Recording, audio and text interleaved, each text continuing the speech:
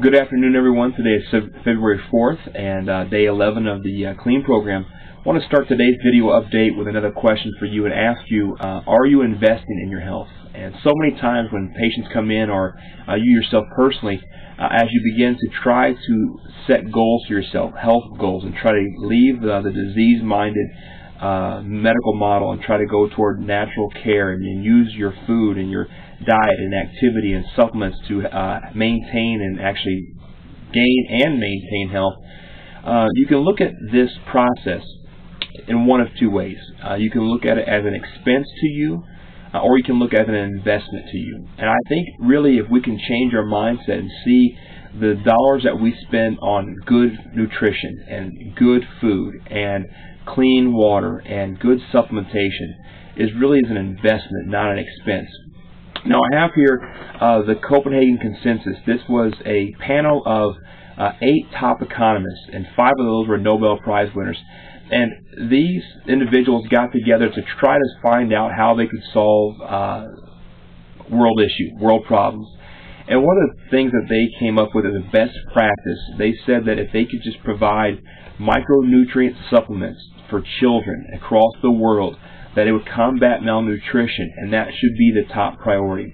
And so they made a statement here that each dollar spent on this program creates and benefits in the form of better health, fewer deaths, increased future earnings, etc. Now, they showed a 17-to-1 in return on investment. For every $1 spent on nutritional supplementation, there's a $17 return on investment by having a healthier life, fewer health problems.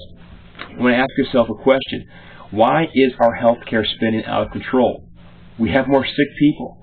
We have people that are not healthy. We have people that are not taking care of themselves. And so we have people who are malnourished, and they're stressed, and they're toxic, and they're diabetic. And that is really where the #1 expenses to the medical industry are coming from, are in these chronic diseases that are able to be modified with diet, stress management, lifestyle changes, and nutritional supplementation.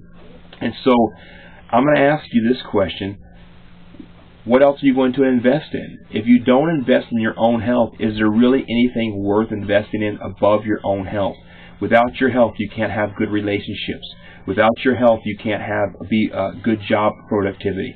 So your health is so vital and so important. So hope you can reframe this. As you spent the money to start a CLEAN program, you spent the money to start an exercise program, you spent the money on clean foods, organic foods. You can look at it as one thing, as an expense or as a lifestyle change is going to be an investment for good health. And so the goal of care really is to try to condense any ill health into the fewest years possible at the end of life. We want to add life to our years, not necessarily add years to our life. Yes, we're living longer, but I don't want to live longer. I don't want to live the last 15, 20 years of my life an invalid or unable to move, unable or being very, very sick. I'd like to live more life in the years that I have, and that's one of the goals of natural medicine. And so I hope you can reframe that, restructure that mindset, and realize what you're doing is very beneficial to your health.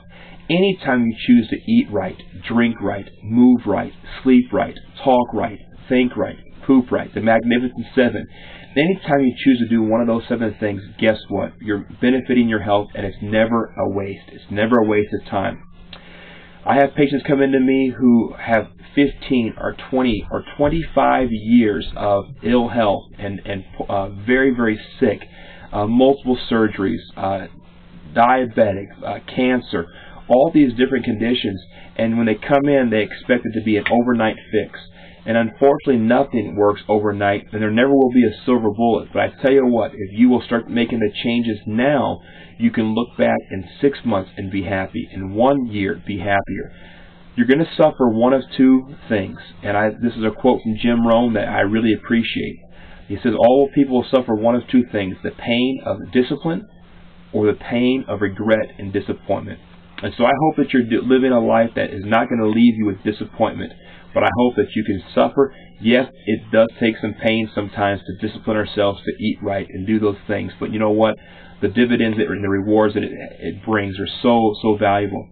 Another thing I want to share with you, make sure you laugh. Our world is so serious.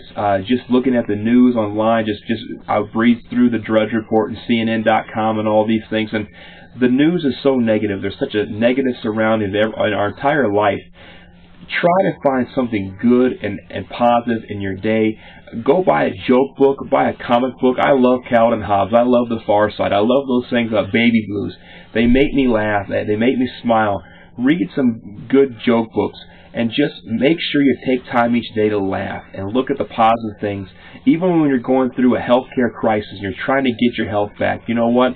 You're still living, you're still breathing, you still have hope. And be thankful for that.